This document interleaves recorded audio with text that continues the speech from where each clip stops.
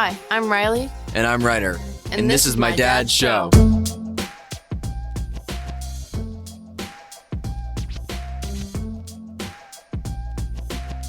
Hey everybody, it's Casey Jacox with the Quarterback Dadcast. I want to say thanks to all of our listeners, thanks to all of our sponsors for all your support.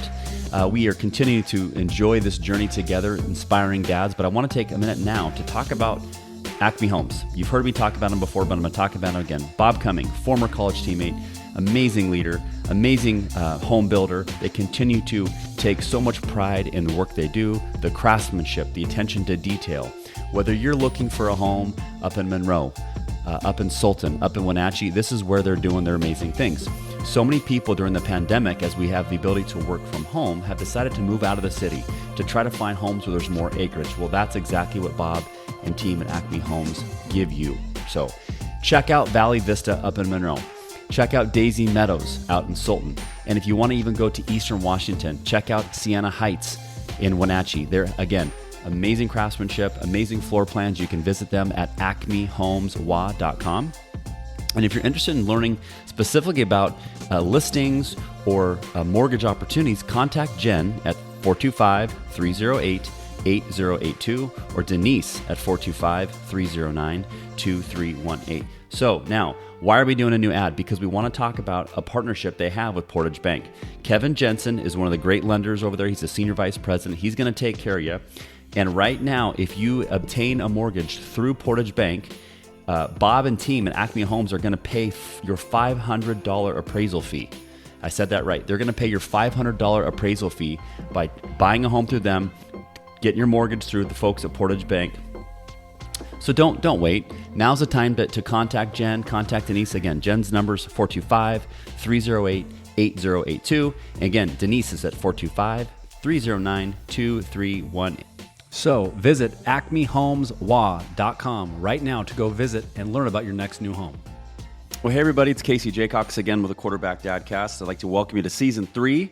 We are recording in June. This episode will come out later this summer. And as you've known, if you followed this podcast, Season 3, every episode is dedicated to my father, Mike Jacox, who passed away on December 29th, 2021. Big Mike, hope you're having a blast up in heaven. I know you're probably joking with people you shouldn't joke around with and popping off and just being the goofy guy that you were. We miss you down here, but I know your legacy will always be carried on. And every episode is dedicated to you. And today's episode is going to be a fun one because whenever I get the chance to interview people that get referred, I know it's going to be good because, and this one specifically because it's from a former client of mine named Megan McCann, who I think the world of. She's the CEO of McCann Partners, and she came across this fine gentleman. His name is Dr. Nathaniel Hearne. He is a proud owner of a doctorate in education and ministry. He spent years teaching. He spent years coaching. We're going to hear all about that.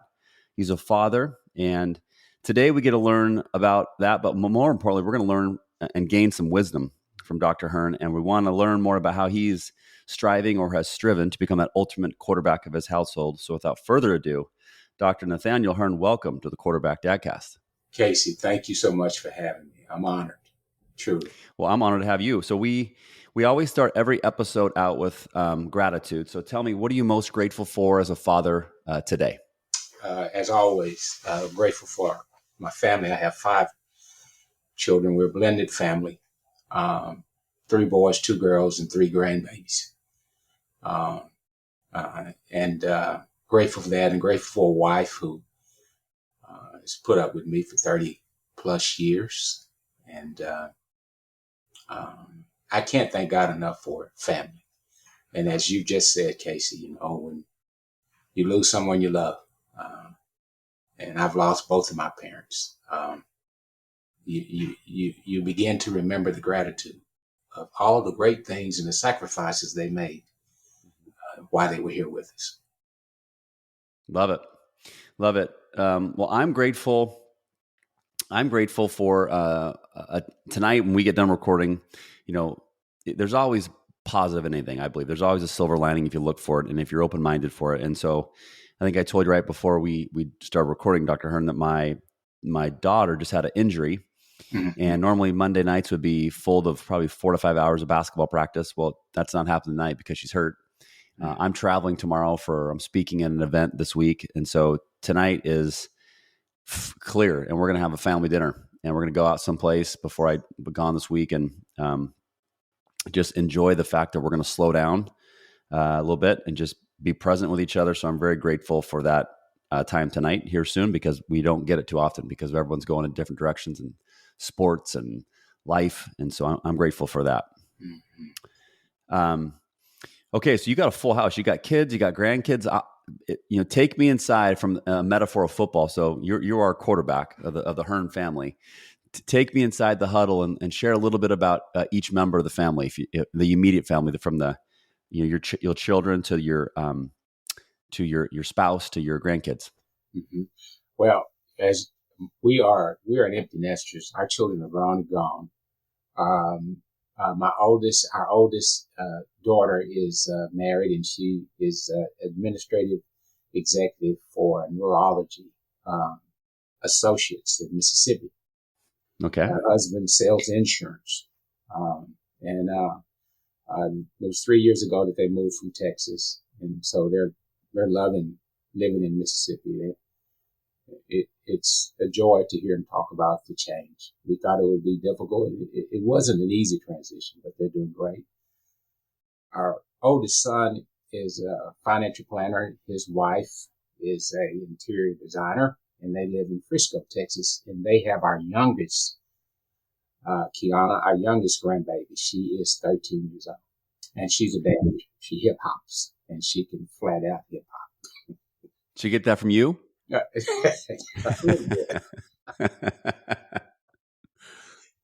I'm old school. So. Maybe I can still do the Roger Rabbit. The Pee Wee Herman. Yeah.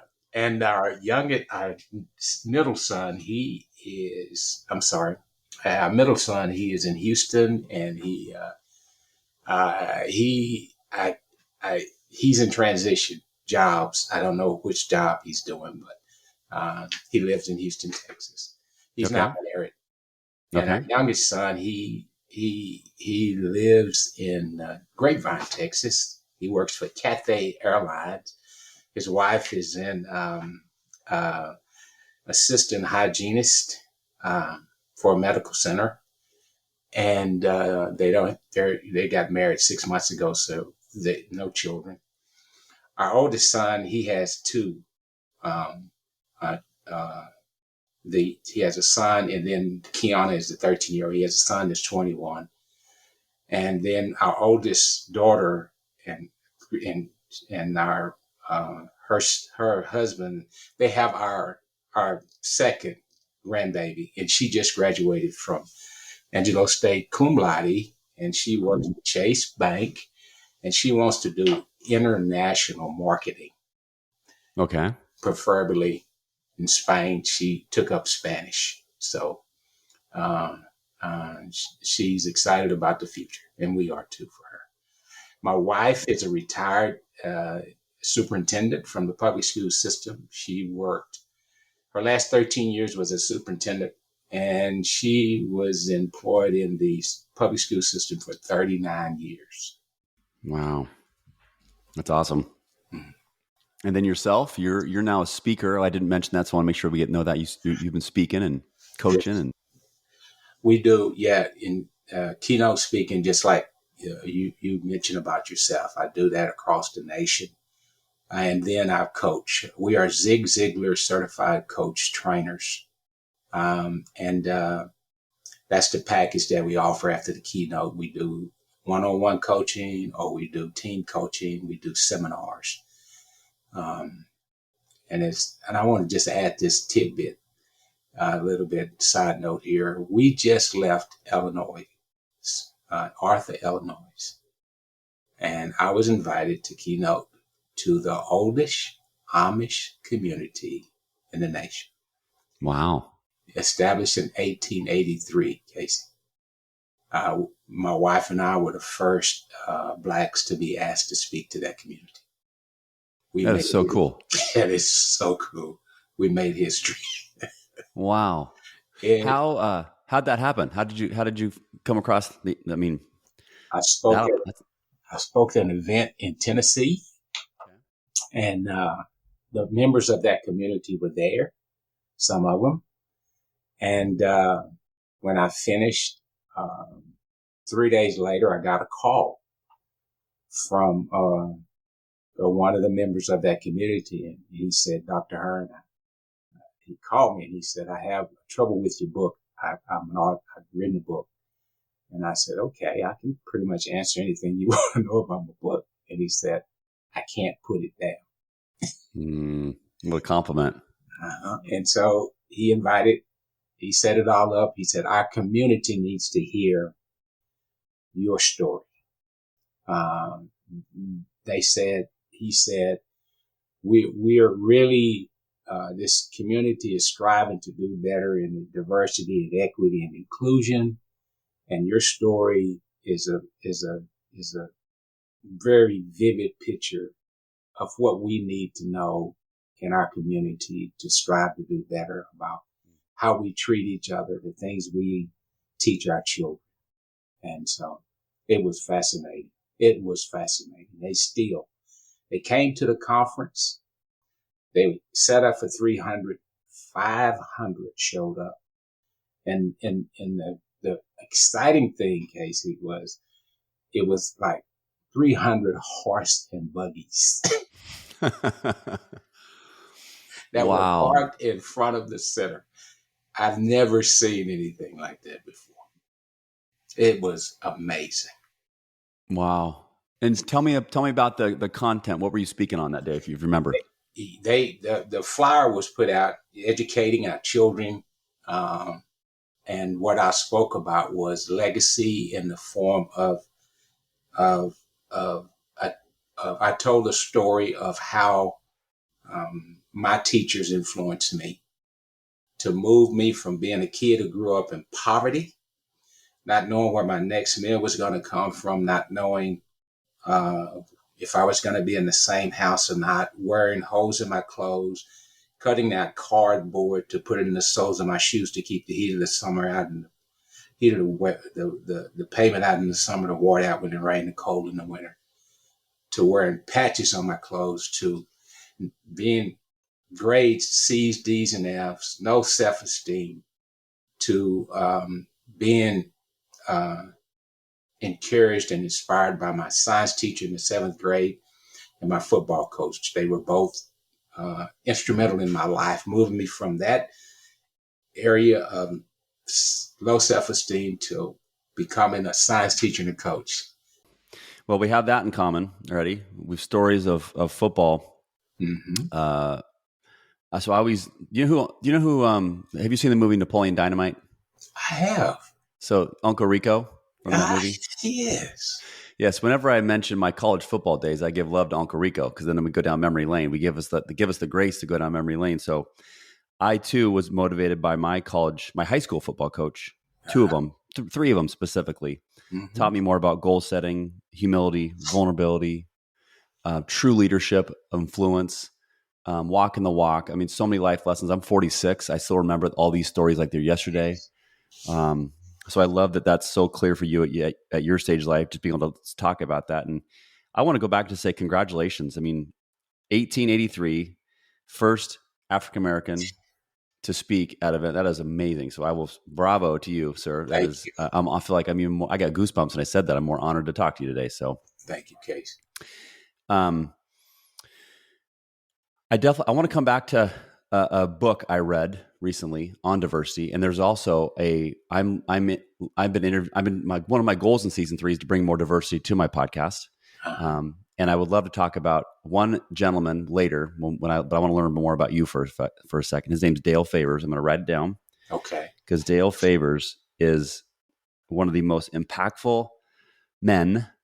He happens to be African American, but I call him men. He just is a massively impactful guy in my life, and all around diversity.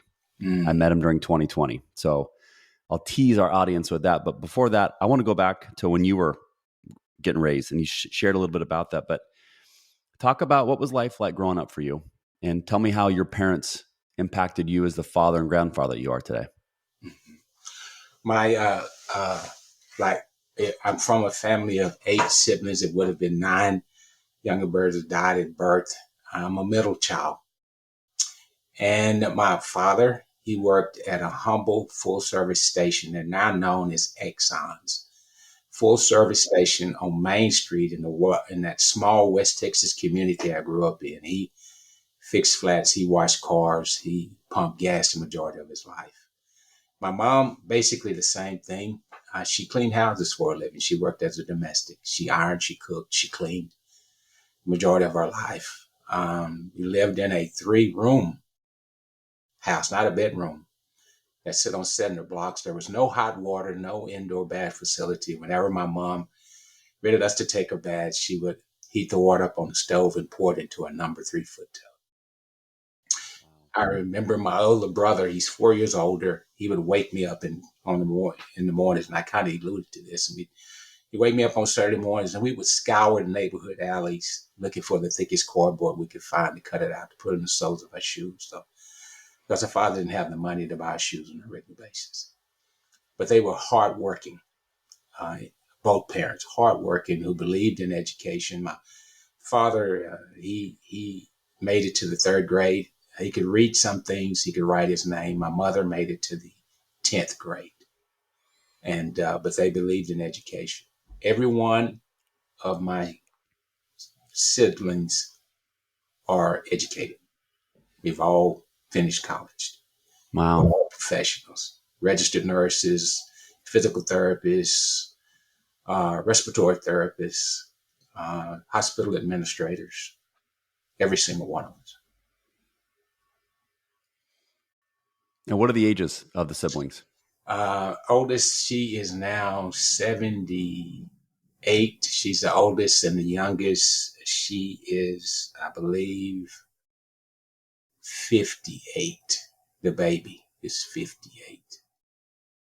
Wow. I have 5 sisters and 2 brothers. Okay. And everybody went to college? Yes, sir. That's not common, Dr. Hearne. That is not common. Yeah. No. Are mom and dad still with us? No. I lost my mom 10 years ago and my father 7 years ago. Well, hopefully we're talking today, hopefully both their spirits can find each other and our parents can meet in heaven. Truly. That'd be a cool day. I love that. So hard work, adversity, resilience are words that are coming to mind about your parents and about your upbringing. Yes, sir.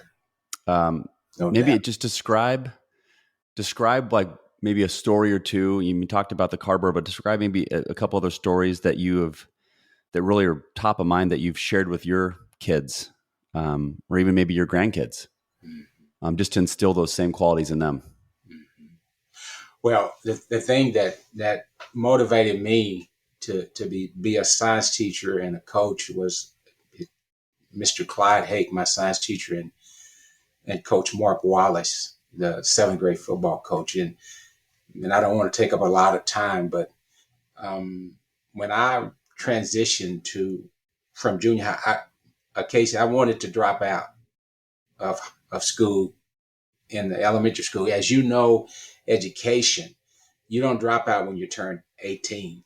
You drop out in elementary. You drop out physically. You drop out psychologically. You drop out emotionally in elementary school. That's where it happens at.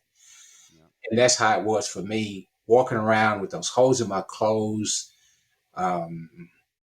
And what my mom would do every day, she'd give us dry meat and bread, bologna sandwiches in a brown paper sack and 2 cents for a quart of milk. And it was very difficult for me. And that's why I hated it. I hated school. I didn't want to be there. In 6th grade, I ran all the way home after 6th grade and told my mom, I'm never going back. I hate school. And I didn't know how adamant she was about me getting an education until the summer was over and school started. And I decided I wasn't going, and she walked in to the bedroom and she hyphenated my name. She said, Nathaniel. And everyone in that house knew that was a 5-alarm warning. My mom was the Muhammad Ali of that house. She was the undisputed, undefeated heavyweight champion of that house. And she had never lost a bout with any of her 8 kids. And I knew, Casey, with her standing over me with her hands on her hips, saying my name like that, if I didn't get up, line up, and go to school, she was getting ready to float like a butterfly and sting like a... So I'm up. I go to school. And it's all that I imagined. I hate it. I still have the holes in my clothes, still walking around with the shoes with the holes in them and carrying that bologna sandwich until I walked into Mr. Hake's fifth period science class. And I'm standing in the doorway looking for my seat in the back because I had learned in elementary school that when you grow up in poverty, you have holes in your clothes, holes in your shoes. You want to keep everything in front of you. You don't want anyone sitting behind you because that's trouble. It's going to lead to some kind of conflict. So I learned. So I want the seat in the corner in the back. But then he sees me. He saw me when I stepped through, and he gets up and he says, "Oh, you must be Nathan." He said, "I heard a lot of wonderful things about you." And I'm like, looking behind me. He's not talking to me. He's got to be another Nathan back there, right? But he was. He gets up, he shakes my hand, he puts his arm around me, he escorts me into class, and my whole world changed. He was the kind of teacher who was a master teacher. He was a master character developer. He was a master motivator. He could take a room of 25 students and make us all feel like we had a private tutor. He set me on the front row, Casey, of his class in a desk just in front of his desk. And it was intentional. He knew the struggles. And a long story, at the end of the 6th week, he's passing out report cards.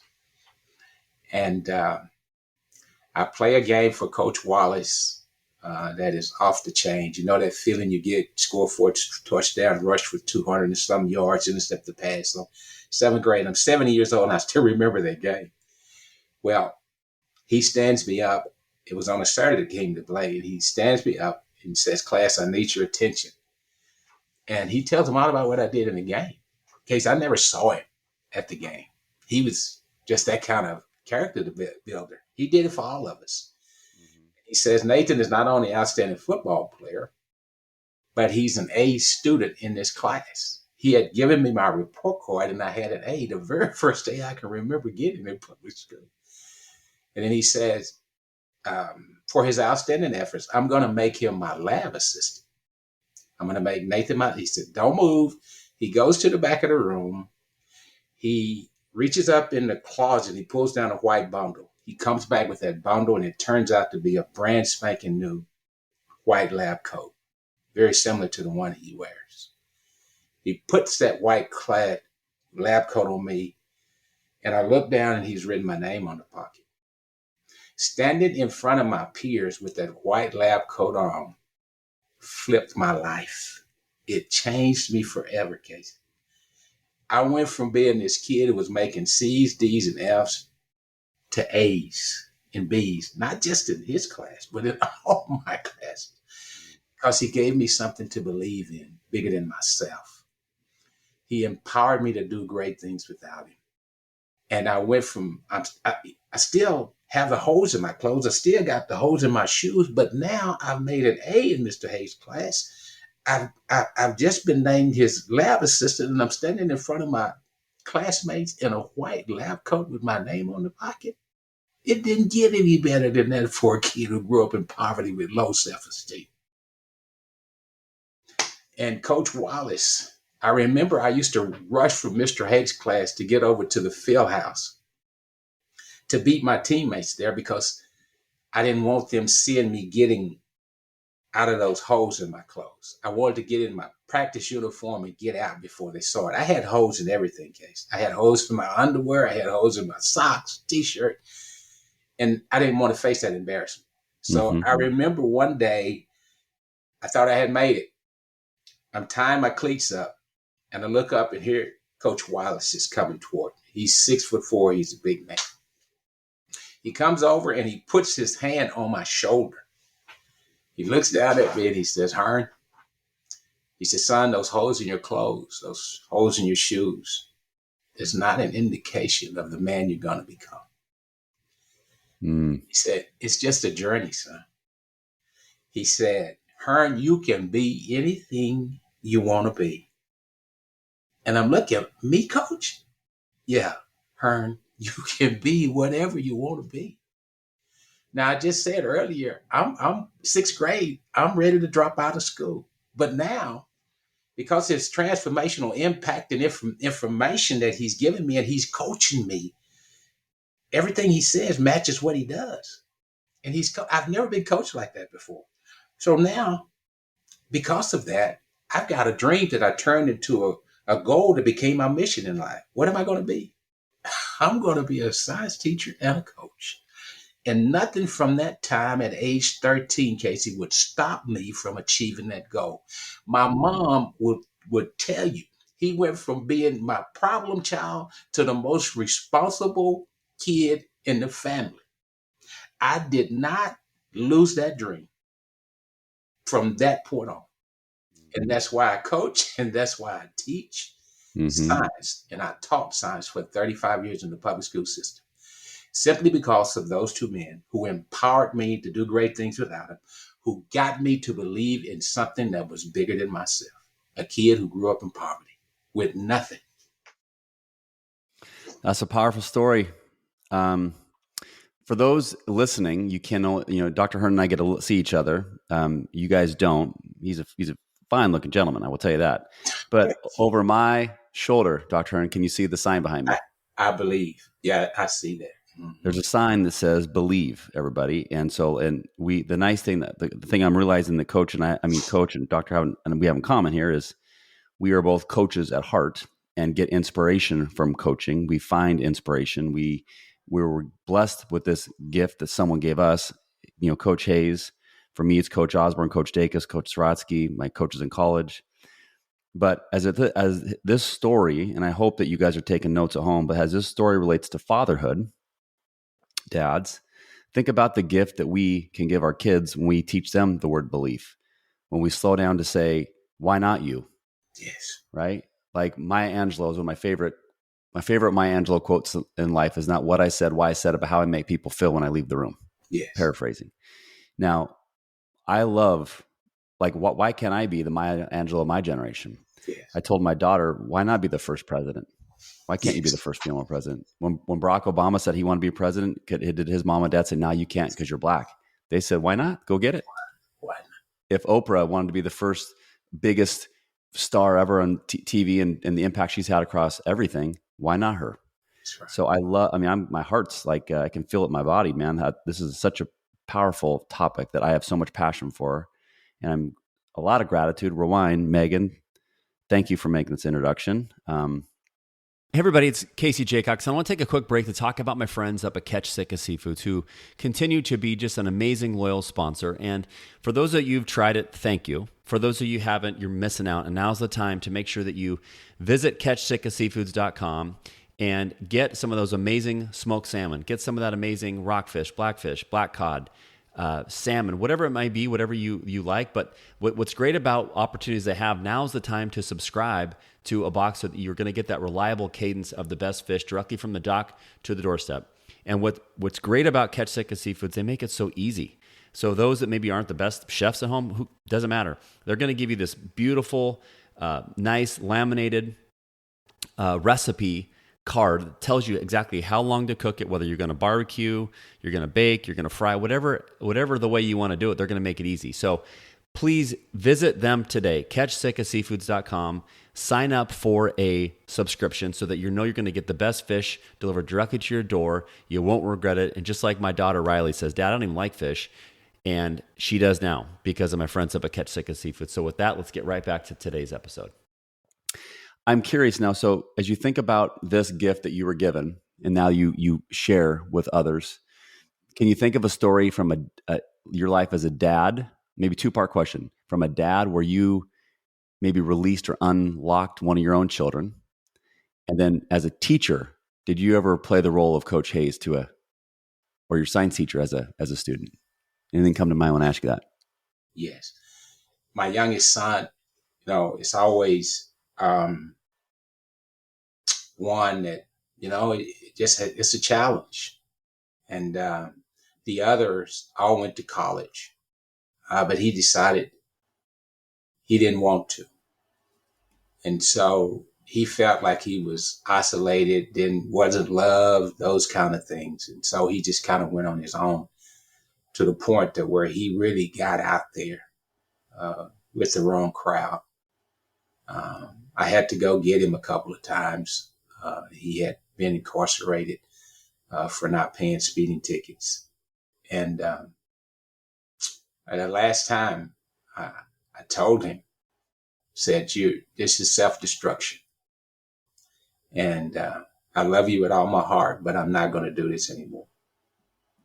You can be anything you want to be. You have the ability, the intellect, all of it to be what you want to be. But if you send yourself as a victim, it's going to cause you problems. And so I told him this was it. And I wasn't going to bail him out anymore. If he got tickets that he didn't pay, it changed him. To the point that he went from getting a job to running a forklift at a company to now he worked that job for 2.5 years, sometimes 12 hours. They saw his work ethic, and now he's in management for that same company. It's an international freighter airline, Cathay. And he made a point. Now he was 25, but he made a point to come by and tell me, because it was kind of strained, our relationship. He said, Dad, I just want to let you know that I love you and thank you for everything you've done for me. And he has flown ever since. I mean, just flying. What was harder, Dr. Hearne? Do you think him having to tell you he's sorry and he appreciates everything you did, or you having to say, this is it?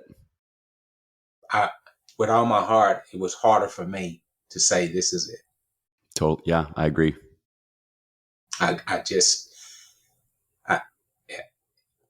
It took every ounce of prayer and courage I had to love him that way, to say, hey, this is it.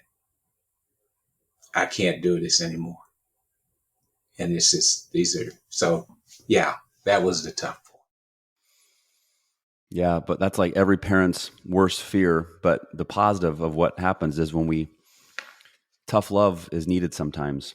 Yes. And sometimes we want to do everything for our kids, but we have to, specifically in this day and age, when things are coming a lot easier. And I'm sure that every generation says that, but I love the change you inspired in your youngest son. And I'm sure, I don't want to assume, but my guess is that he would probably share that story maybe with other people in his life to help inspire them, which would take a lot of vulnerability to share that.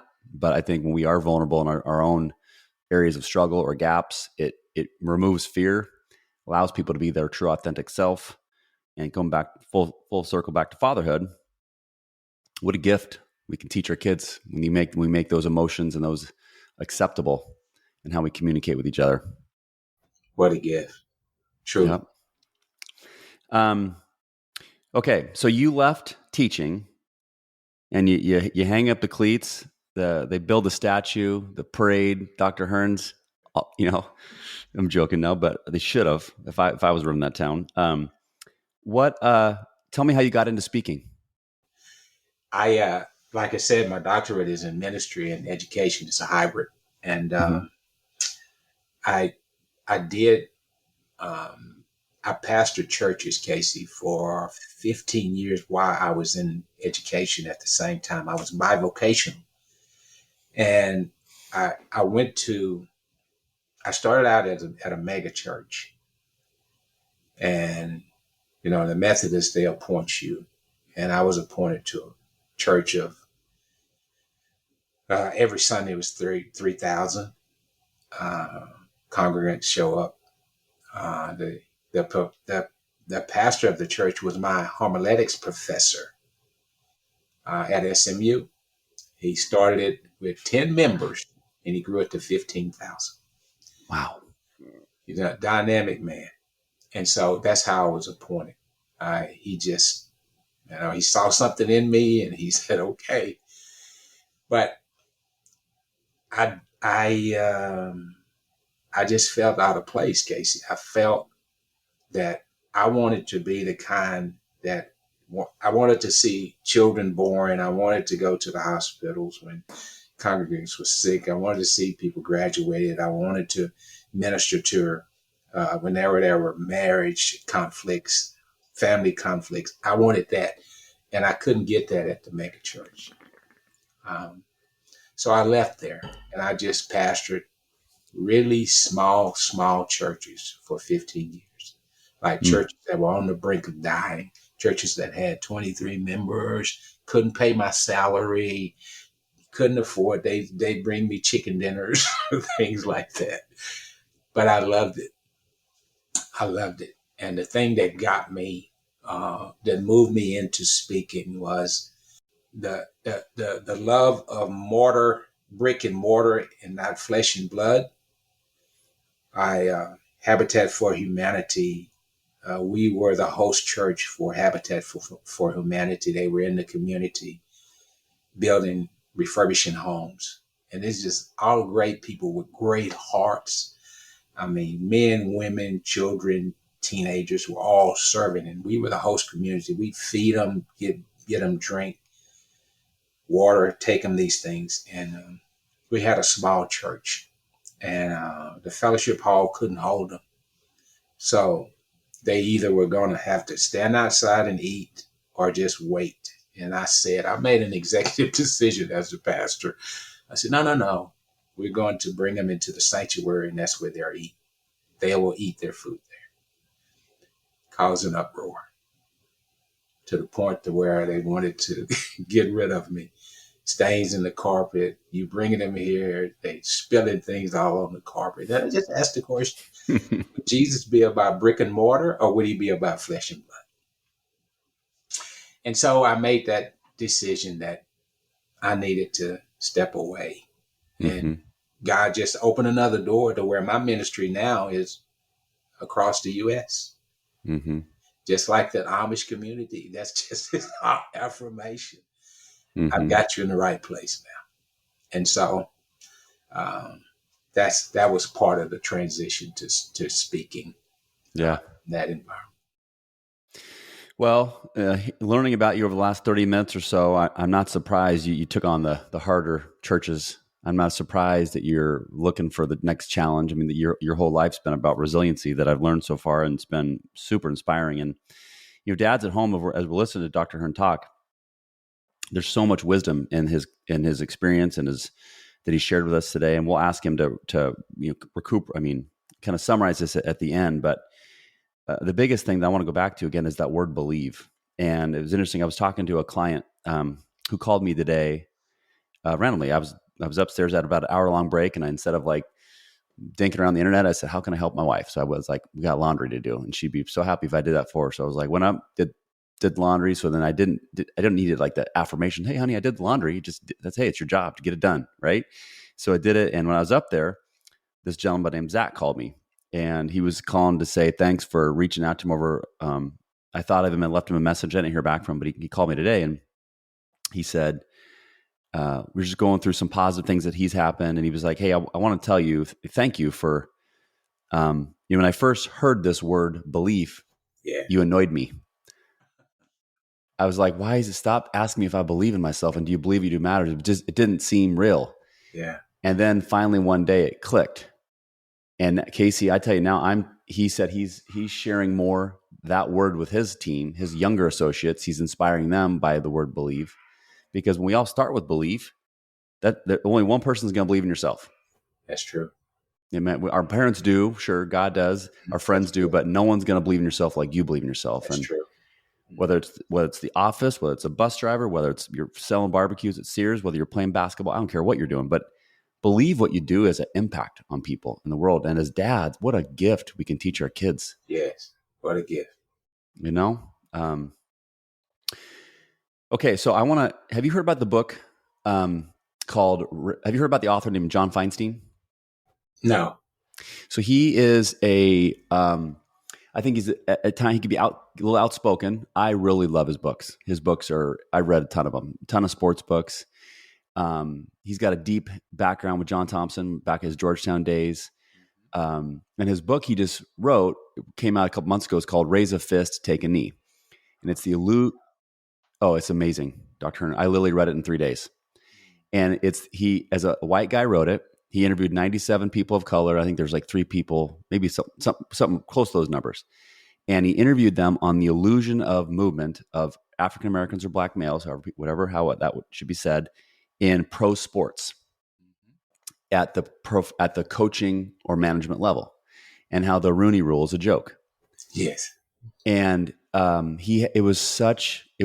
mainly because I have grown so much, and I've been attacking diversity and trying to get myself more and more uncomfortable with that, because that's where growth is going to come. And I reached out to him and I just said, man, this book was awesome. And you hit me right between the heart, and it couldn't have been a better time for me. And he's like, hey, thanks, appreciate your kind note. And I couldn't believe he sent me back a note on Twitter. And then I said, kids, I'm going to watch this. We don't ask for.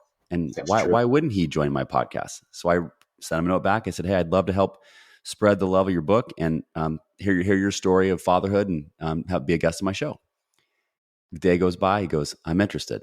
I'm like, oh my God. So I had him on. I had and full circle back to Dale Favors, who I talked about. He was the first guy I talked to in 2020 that taught me so much about the word privilege. And I was one of I would say, middle-aged white guys that used to say, when I would hear privilege, I'd be like, I worked my tail off. And I didn't get it, Dr. Hearne.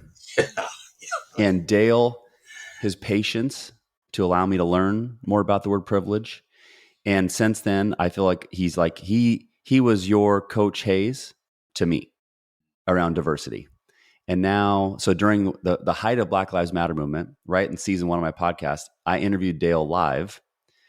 And I said, I want to know what it's like to be a black father during Black Lives Matter and how you're handling it. Man. From a white guy's perspective. And I'm the white guy interviewing him. And he was like, let's go. That's perfect. And I said, I invited my mom. My dad wasn't around health-wise to be able to watch, but I made my kids watch. I made my wife watch. I asked all my former teammates. We had like probably 15 people on it.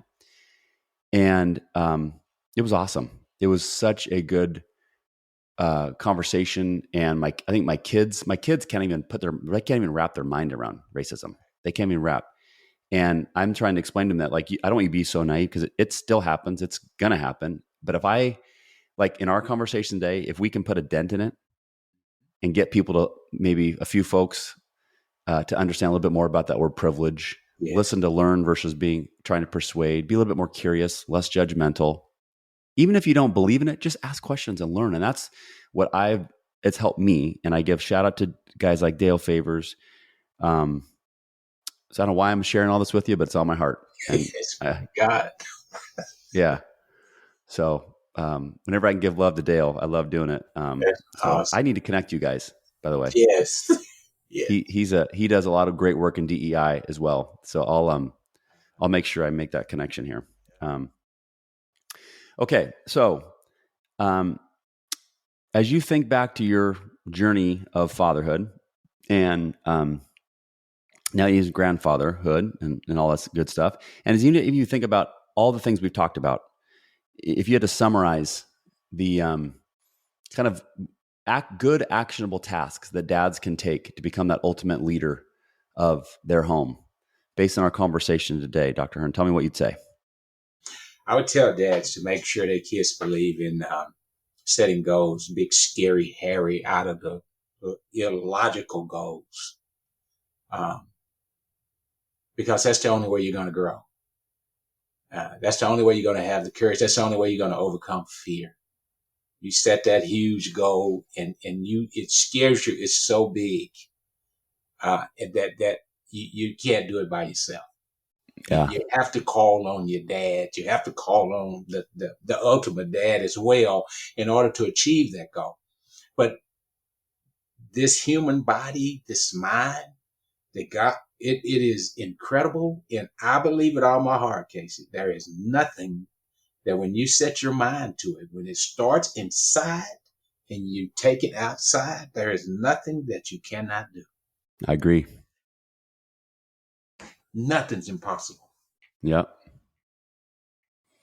I love it. So believe, set big goals. Yes. Give me a couple other wisdoms. I know you got some more in you. Yes, sir. And the other thing is the paradigm thing. If you in order change, it's a book by Bob Proctor. Change your paradigm, change your life.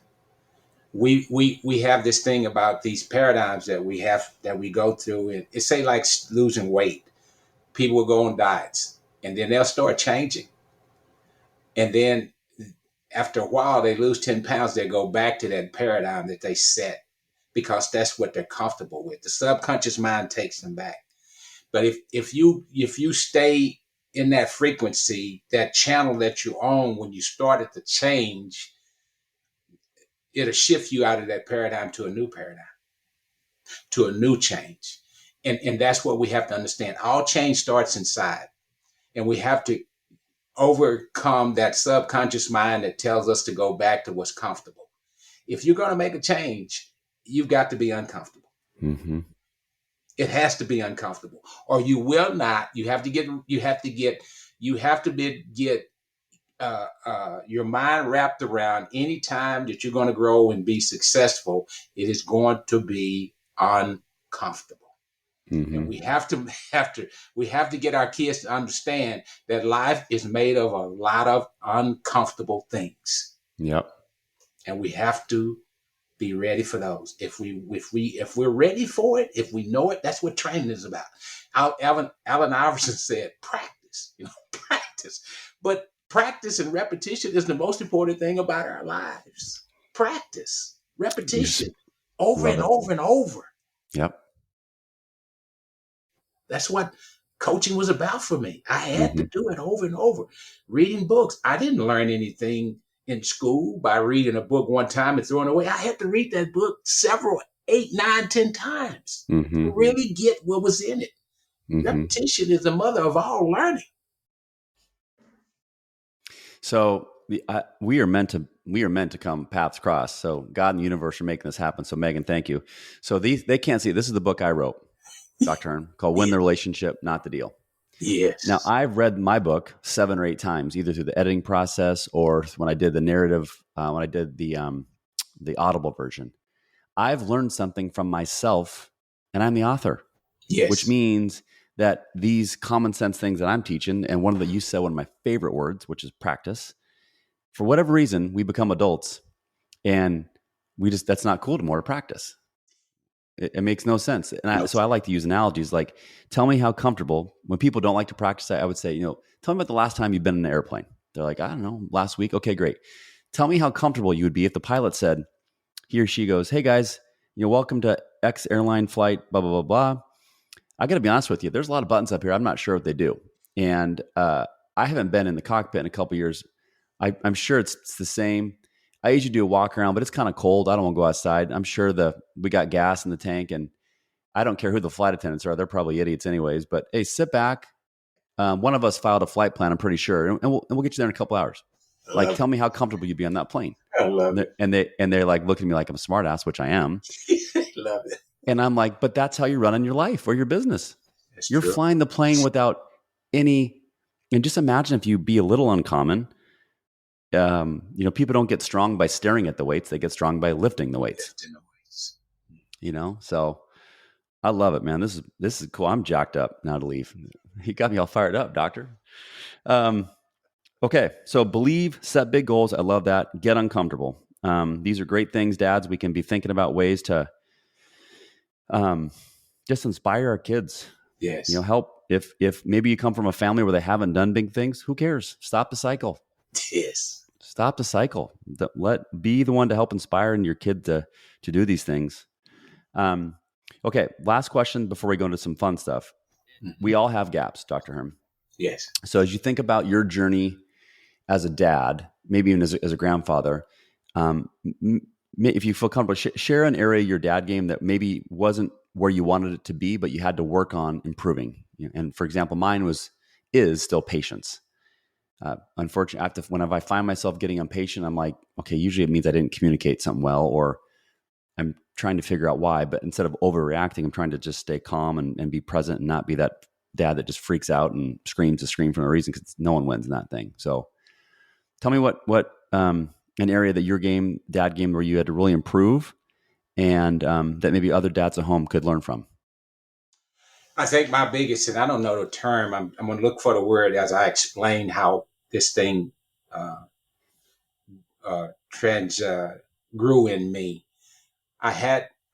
Because I coached and I was successful at it, my sons, they went into athletics and the same, they wanted to play football, basketball, and all those kind of things. And I would say things because I coached for 30 years, and I just didn't coach, Casey. I coached successfully on every level. And the things that I would say to them, it wouldn't resonate with them. They'd come back home and they say, well, coach, so-and-so, da, da, da, da. And I had to, humility, I guess that's what I'm looking for. Mm-hmm. I had to humble myself as a father and say, okay, whatever coach so-and-so said to you, you make sure you follow his instructions. You make sure you're respectful, kind at all times. And you never, ever say, which they didn't, say what my dad said. Never do that, because respect your coach. Yeah. But that was tough for me, because especially the junior high coaches, bless their heart, some of them just don't have a clue of how to coach kids. They just don't have a clue. And I would kind of I had to learn to humble myself and not be negative when I saw the things, when I went to the games and saw the things that the coaches were doing. It was just, it was crazy what those junior high coaches would do, because they didn't know how to coach kids. Yeah. So I guess it's humility. It's a good one. My college football, we're going to go Uncle Rico moment again here, Dr. Hearne. My college football coach said, Casey, if you have to tell people how good you are, you're not that good. When you're great, they'll tell you. They will. And I love that one. And so we might as well all stay humble, because life's going to humble us anyways, right? That's right. It is a great word. It's I almost have a fear of humility in a positive way, meaning I don't know if it's playing quarterback, because I never want to be the quarterback when I enter the huddle that my linemen are like, this guy. Yeah. I want people to know that, like, I'm like back to the word believe. Like, I don't care what yard line we're on, what play it is. I don't care what it is. We're going to figure out a way to win. We can win. Yeah. And it's such a fun environment to be around. You can create those moments. That's right. You can. Okay. So now we go into what's called the lightning round. I ask you random questions. You're gonna get in the brain of a quarterback in college who's got a screw loose. Me, that's who you're looking at. Your job is to answer as quick as you can. My job is to try to get you to laugh. Are you ready, Dr. Hearne? I'm ready. Okay. True or false? Your favorite football team is Philadelphia Eagles. False. False. You said that with authority. All right. I did that because I see the Cowboys sign behind you. True or false? Your guest of the Quarterback Dadcast played football in college with John Kitna. False. True. I backed him up my first 2 years, and I started once he left Central Washington. Oh, you said your guest? Oh, okay. Yeah. Me. Okay. Yeah. I'm sorry. I didn't hear that. Yep. That's Uncle awesome, Rico. Casey. Yeah. He did a little better. He made it in the league for 17 years, and I didn't quite do that. So, but it's fun to see a guy, from have a great career. He did a lot of great things. How many years did you play?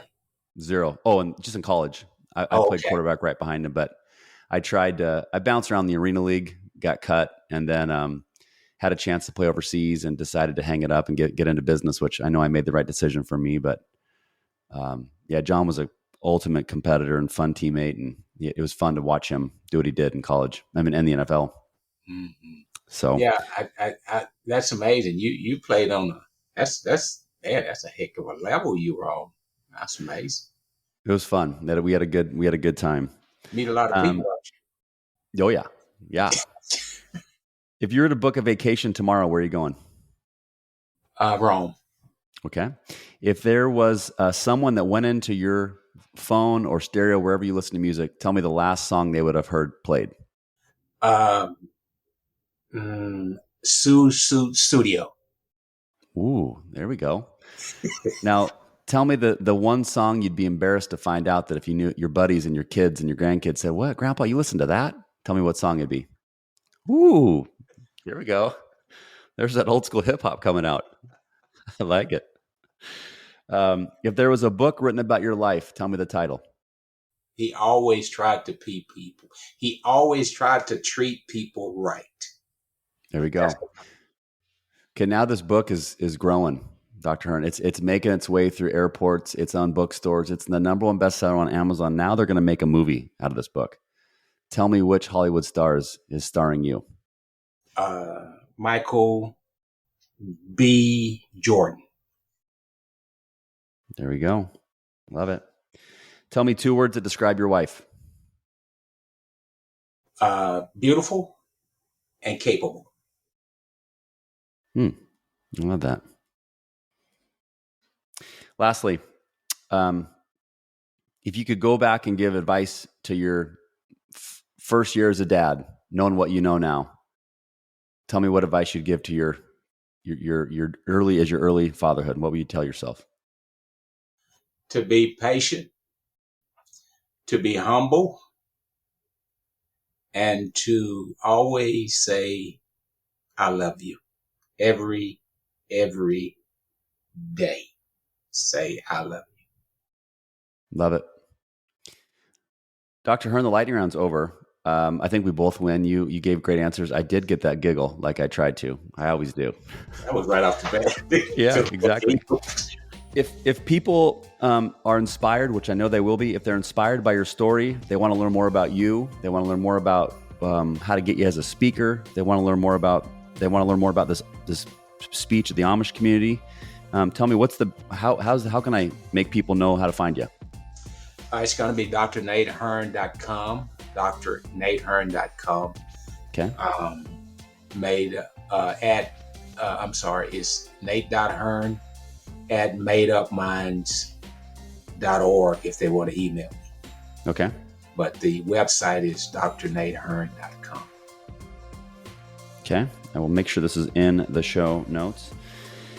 Megan McCann, if you're listening, I appreciate you, girl. Thank you for making this happen. And Dr. Hearne, thank you so much for your time. It's been an honor speaking with you. It's been an honor learning more about you and your journey and your story and the wisdom. And I have 2 pages of notes. 2 pages of notes. So when this episode comes out, I'll make sure that I'll let you know. And I'm going to connect you and Dale. I know you guys are going to love connecting with each other. Awesome. Yeah. And I want us to thank our sponsors for continuing to stick with us, Catch Sitka Seafoods and Acme Homes. Thank you for believing in me and in this mission we're on to kind of help create better leaders of homes and inspiring our kids to do great things. And if this episode touched you, or if you really learned something, I just ask you to leave a review and wherever you consume your podcasts, or even better yet, share the episode with a friend and ask them to learn about it and connect with Dr. Hearne, because this gentleman is someone that people should meet and learn more about because he's got a lot of wisdom to share. But with that, Dr. Hearne, thank you for your time. It's been an honor having you on the podcast today. Casey, I love it. Thank you. And I'm honored to have been a part of it. Good job.